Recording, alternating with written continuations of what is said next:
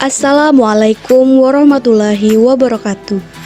Perkenalkan, kami dari kelompok 14 yang beranggotakan Sri Nur Azizah, Nur Mulyana, Nur Laila.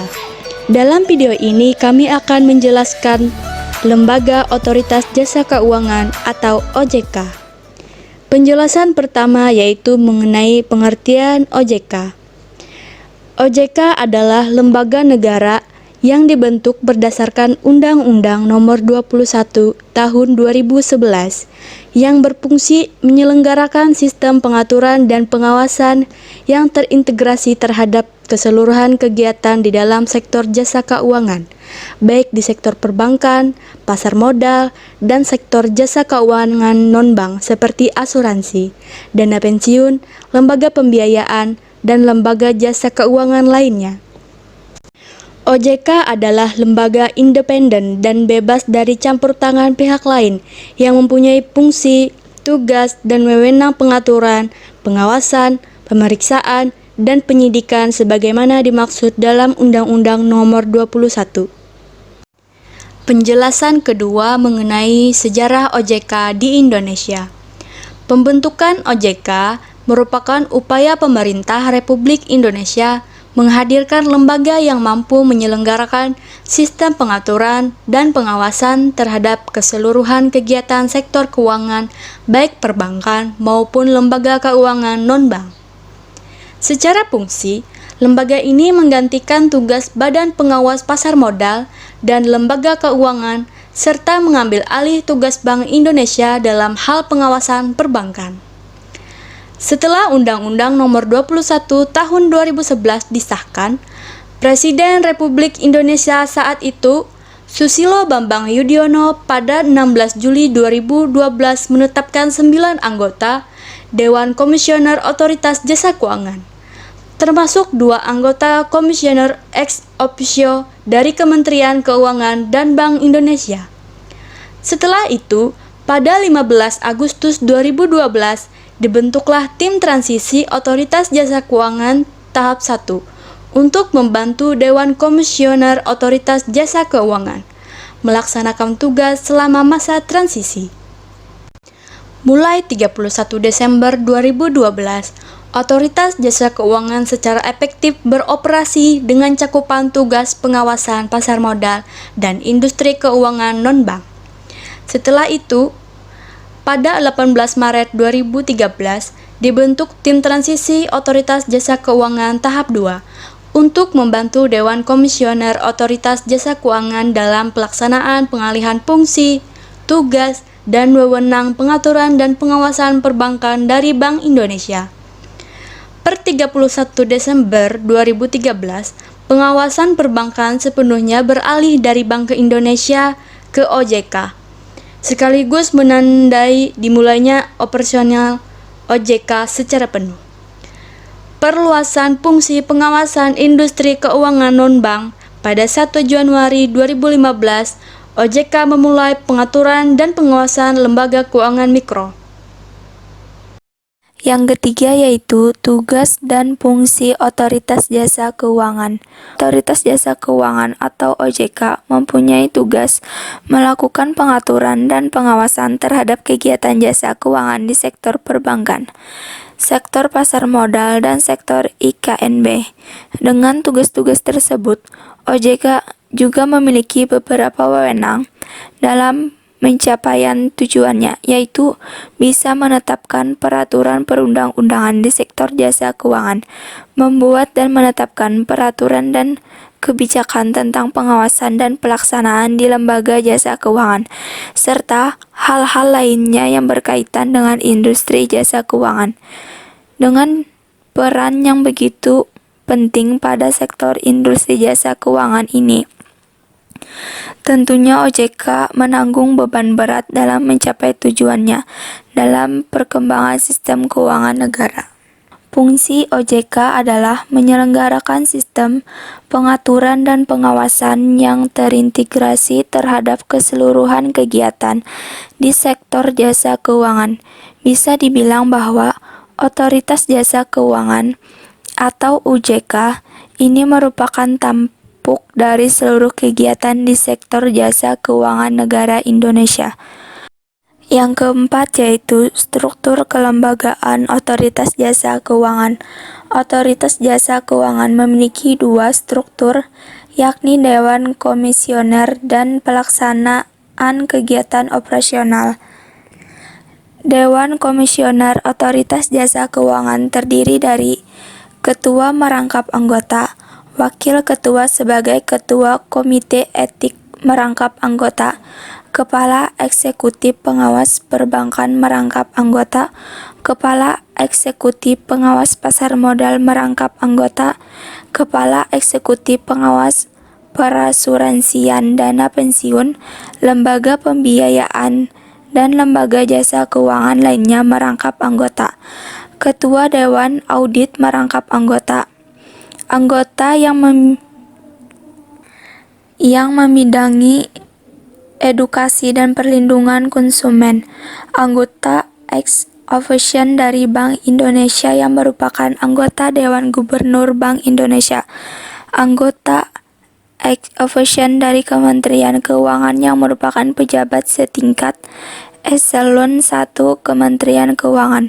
Pelaksana kegiatan operasional Otoritas Jasa Keuangan terdiri dari Ketua Dewan Komisioner Pemimpin Bidang Manajemen Strategis 1, Wakil Ketua Dewan Komisioner Memimpin Bidang Manajemen Strategis 2, Kepala Eksekutif Pengawas Perbankan Pemimpin Bidang Pengawas Sektor Perbankan, Kepala Eksekutif Pengawas Pasar Modal Memimpin Bidang Pengawas Sektor Pasar Modal, Kepala Eksekutif Pengawas Perasuransian Dana Pensiun Lembaga Pembiayaan, dan lembaga jasa keuangan lainnya memimpin bidang pengawas sektor IKNB. Ketua Dewan Audit memimpin bidang audit internal dan manajemen risiko. Anggota Dewan Komisioner bidang edukasi dan perlindungan konsumen memimpin bidang edukasi dan perlindungan konsumen. Staf kepada eksekutif dibantu oleh Deputi Komisioner dan Kepala Departemen yang masing-masing membawahi suatu bidang yang spesifik. Misalnya kepada Eksekutif Pasar Modal dibantu oleh Deputi Komisioner Pengawas Pasar Modal 1 dan Deputi Komisioner Pengawas Pasar Modal 2. Di bawah dua Deputi Komisioner tersebut ada Departemen Pengawasan PM1A, Departemen Pengawasan PM1B, Departemen Pengawasan PM2A, dan Departemen Pengawasan PM2B. Penjelasan yang kelima yaitu mengenai kendala Otoritas Jasa Keuangan. Pertama, adanya keterbatasan jumlah sumber daya manusia atau SDM, di mana saat ini sedang diupayakan agar pegawai Bank Indonesia, khususnya pengawasan perbankan, mau dipindahkan ke Otoritas Jasa Keuangan. Masalahnya, proses pemindahan ini sifatnya sukarela. Muncul risiko bahwa jika nanti pegawai Bank Indonesia yang mau dipindahkan jumlahnya jauh dari memadai, transisi akan menghadapi krisis jumlah pengawas. Masalah tidak hanya dari segi jumlah, melainkan juga kemampuan SDM menjadi tantangan tersendiri. Tuntutannya adalah membangun sistem pengawasan yang terintegrasi menghadapi konglomerasi sektor jasa keuangan. Yang kedua, adanya soal budaya dan proses kerja.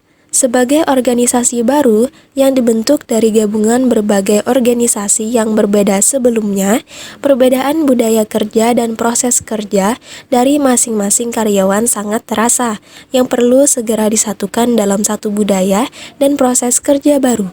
Ini adalah hal yang normal dalam sebuah proses pembentukan organisasi baru, apalagi yang dibentuk bukan secara organik, tetapi hasil penggabungan. Namun, tantangan ini harus bisa diatasi secara bertahap. Otoritas Jasa Keuangan diharapkan memiliki budaya dan proses kerja sendiri yang harus dianut oleh semua pegawainya. Budaya kerja dan proses kerja dari organisasi yang lama harus ditinggalkan dan diganti dengan yang baru, karena dengan itu proses organisasi dapat berjalan secara efektif. Yang ketiga adalah ketersediaan data yang reliable atau data yang telah sesuai dengan kenyataan yang sebenarnya. Infrastruktur data masih dipegang Bank Indonesia dan Lembaga Penjaminan Simpanan atau LPS, meskipun saat pengalihan pengawasan di akhir 2013, data akan ikut dialihkan ke OJK. Namun, pengalihan tersebut membutuhkan waktu yang tidak singkat, apalagi tidak hanya soal pengalihan saja, namun yang lebih penting adalah pemahaman atas data tersebut. Dalam proses pengawasan dan pengaturan, data adalah hal yang sangat kritikal. Bisa dibayangkan bagaimana proses pengawasan dan pengambil keputusan bisa dilakukan dengan baik tanpa ketersediaan data yang memadai. Data menjadi basis pengambilan keputusan yang akurat dan tepat. Penjelasan yang keenam yaitu strategi pengawasan oleh otoritas jasa keuangan yang terbagi menjadi 3 bidang pengawasan. Pertama, pengawasan OJK terhadap perbankan. 1. Kewenangan untuk menetapkan tata cara perizinan dan pendirian suatu bank. 2. Kewenangan untuk menetapkan ketentuan. 3. Kewenangan untuk mengawasi bank secara langsung dan pengawasan bank secara tidak langsung. 4. Kewenangan untuk mengenakan sanksi. 5. Kewenangan untuk melakukan penyidikan. 6. Kewenangan untuk melakukan perlindungan konsumen. Kemudian, pengawasan OJK terhadap pasar modal. 1. Pemeriksaan yang dilakukan oleh OJK dengan membentuk PPNS atau penyidik pegawai negeri sipil tertentu di dalam OJK. 2. Pelaporan. Dalam hal ini, pemeriksa akan melakukan pemeriksaan dan pelaporan atas hasil pemeriksaan tersebut. 3. Penyidikan.